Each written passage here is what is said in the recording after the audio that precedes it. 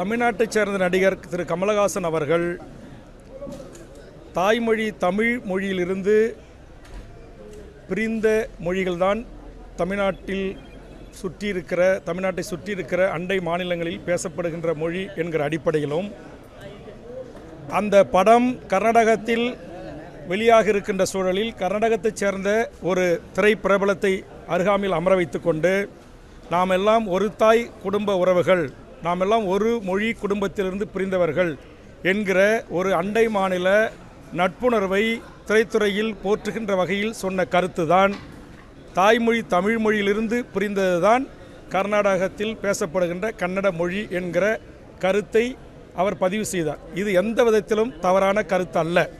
ஆனால் இதற்காக கர்நாடகத்தினுடைய காங்கிரஸ் முதலமைச்சர் சீதாராமையா அவர்களும் துணை முதலமைச்சர் திரு சிவக்குமார் அவர்களும் பாரதிய ஜனதாவினுடைய எதிர்க்கட்சி தலைவர்களும் அமைச்சர் பெருமக்களும் தொடர்ந்து கன்னடர்களாகிய எங்களை அவமானப்படுத்திவிட்டீர்கள், அசிங்கப்படுத்திவிட்டீர்கள் என்று மொழி உணர்வை அங்கு தூண்டி அதன் ஊடாக ஒரு அரசியல் லாபத்தை தேடுகிற அந்த முயற்சியை மிக வன்மையாக நான் கண்டிக்கிறேன்.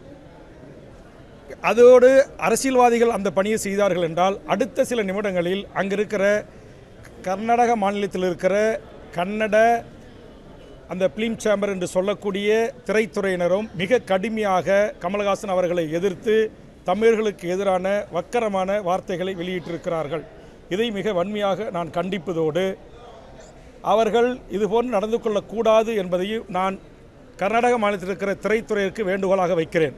உங்களுடைய படம் KGF பகுதி 1 பகுதி 2 என்று இங்கு பல நாள் ஓடியது, நூற்றுக்கணக்கான கோடி வசூலை அது அள்ளி சென்றது. எங்கேயாவது தமிழர்களாகிய நாங்கள் அது கர்நாடகத்தைச் சேர்ந்த ஒரு சூப்பர் ஸ்டார் நடித்த படம், அந்த படத்திற்கு இப்பொழுது கொட்டி கொடுக்கிறீர்களே என்கிற கேள்வியை எந்த தமிழனும் இங்கு எழுப்பவில்லை. ஆனால் இன்றைக்கு கன்னட வேதிய கும்பல்கள் 300 கோடி ரூபாயை நீ இன்றைக்கு 3 மடங்கு சம்பாதிப்பதற்கு கர்நாடகத்தில் உன் படத்தை திரையிடுகிறாயா, நீ பகிரங்கமாக மன்னிப்பு கேட்கவில்லை என்றால் நீ தெருக்கோடிக்கு தான் செல்ல வேண்டும் என்று சொல்லி திரையரங்களை அடித்து நொறுக்குவது, அந்த பதாகைகளை கொளுத்துவது, கமலஹாசனை இழிவு செய்வது என்று கூறிக்கொண்டு ஒட்டுமொத்த உலக தமிழர்களின் தாய்மொழியான எங்கள் தமிழ் மொழியை அவமானப்படுத்துவதை ஏற்றுக்கொள்ள முடியாது. ஆக இந்த நிலை அங்கு தொடர்கிற ஒரு சூழலில் திரு கமலஹாசன் அவர்கள் கர்நாடக உயர்நீதிமன்றத்தை நாடிய போது உயர்நீதிமன்றத்தினுடைய நீதியரசர் ஒரு கர்நாடக மாநிலத்தைச் சேர்ந்தவர், அவர் தன்னை ஒரு கன்னடர்களின் பிரதியாக நினைத்து கொண்டு அரசியல் சாசன பிரிவுகளுக்கு நேர் மாறாக திரு கமலஹாசன் அவர்களை நீ என்ன மொழியில் அறிஞரா, வரலாற்று பேராசிரியா என்று கேள்வி எழுப்பி மிக கடுமையான சொற்றொடர்களை பயன்படுத்தியிருப்பதை நான் ஏற்கவில்லை, அதை நான் எதிர்க்கிறேன். இதை கர்நாடக உயர்நீதிமன்ற தலைமை நீதியரசர் அவர்கள் இந்த தீர்ப்பை ஏற்றுக்கொள்ளக்கூடாது.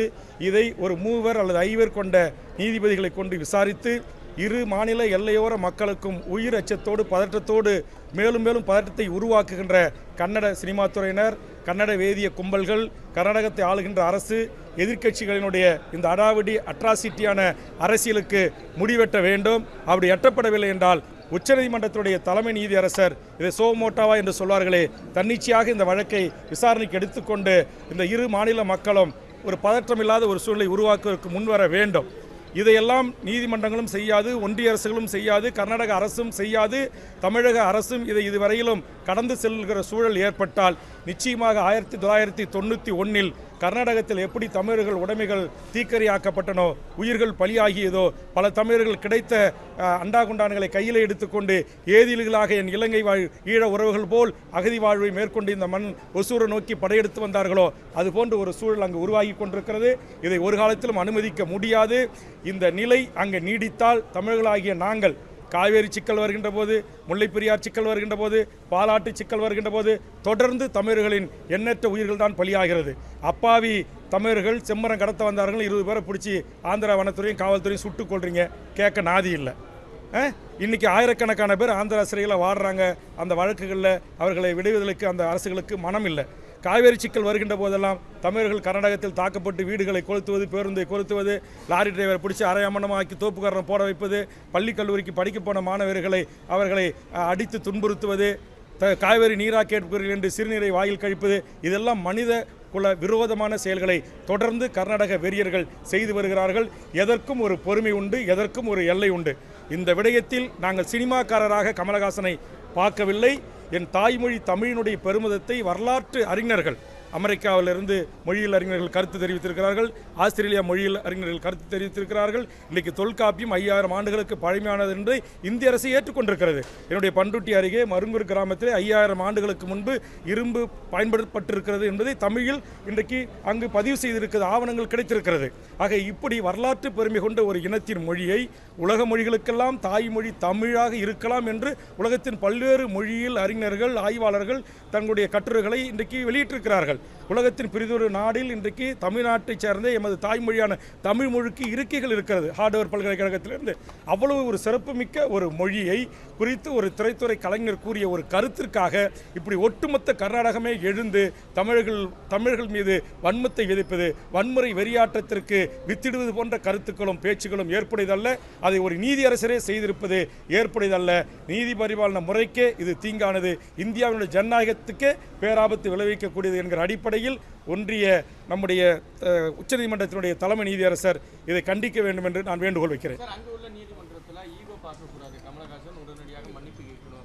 நான் கேட்குற கமலஹாசன் தன்னுடைய படத்தில் வர்ற காட்சி, பாடல் வரிகள், கதை அம்சங்களை குறித்து அவர் ஒரு கருத்தை அவர்கள் மனம் புண்படுபடுகின்ற வச்சிருந்தால் அதை நீக்கலாம், அதுக்கு வருத்தம் கேட்கலாம், மன்னிப்பு கேட்கலாம், தவறில்லை. ஆனால் இது தாய்மொழி தமிழிலிருந்து சில சொற்கள் சமஸ்கிருதம் சேர்க்கப்பட்டு தான் இன்றைக்கு பல மொழிகள் உருவாகி இருக்கிறது என்பதை கமலஹாசன் சொன்னார். இந்தியாவில் எத்தனை மொழியில் அறிஞர்கள் சொல்லியிருக்காங்க. அமெரிக்காவினுடைய அலெக்சோல்னு சொல்லக்கூடிய ஒரு மொழி அறிஞர் சொல்லியிருக்கிறான், ஆஸ்திரேலியா மொழி அறிஞர் சொல்லியிருக்காங்க.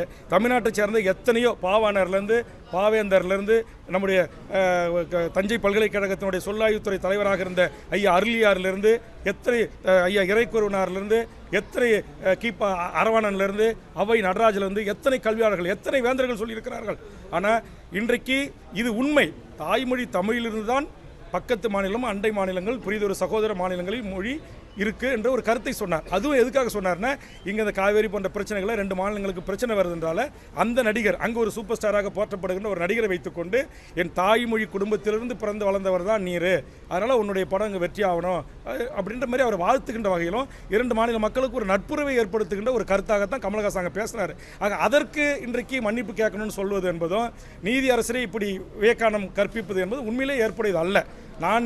நான் பத்திரிகை ஊடகத்தினராக கமலஹாசனுக்கு சொல்கிறேன், இது உங்களுடைய திரைப்படம் சார்ந்த நடிப்பு சம்பந்த, பாடல் சம்பந்த, கதை அம்சம் சம்பந்த விடயங்களாக இருந்தால் கூட உங்கள் படம் வெளியாக வேண்டும் என்பதற்காக நீங்கள் மன்னிப்பு கேட்கலாம். இது உலகத்தில் வாழ்கின்ற 12 கோடி மக்களின் தாய்மொழியான தமிழுக்கு ஏற்பட்டிருக்கின்ற மாபெரும் ஒரு இழக்கை நீங்கள் வரலாற்றில் ஏற்படுத்தி விடாதீர்கள். வெறும் பணத்திற்காக அல்லது சில கோடிகளுக்காக மன்னிப்பை கோரி எங்கள் உலக மொழிகளுக்கெல்லாம் தாய்மொழி தமிழ் என்று தமிழரை அல்லாத பிற நாட்டவர்கள் ஏற்றுக்கொண்டிருக்கிற அந்த உன்னத மொழிக்கு பெருமை சேர்க்கின்ற வகையில் தான் உங்கள் நடவடிக்கை இருக்க வேண்டுமே தவிர அதற்கு சிறுமை சேர்க்கின்ற வகையில் இருக்கக்கூடாது என்கிற ஒரு தாழ்மையான வேண்டுகோளை நான் கமலுக்கு வைக்கிறேன். இதுவரையிலும் கமலஹாசன் அவர்கள் மன்னிப்பு கோர மாட்டேன் என்று அவர் எடுத்த அந்த நிலைப்பாட்டை தமிழக வாழ்வுரிமை கட்சியின் சார்பாக நான் ஆதரிக்கிறேன்.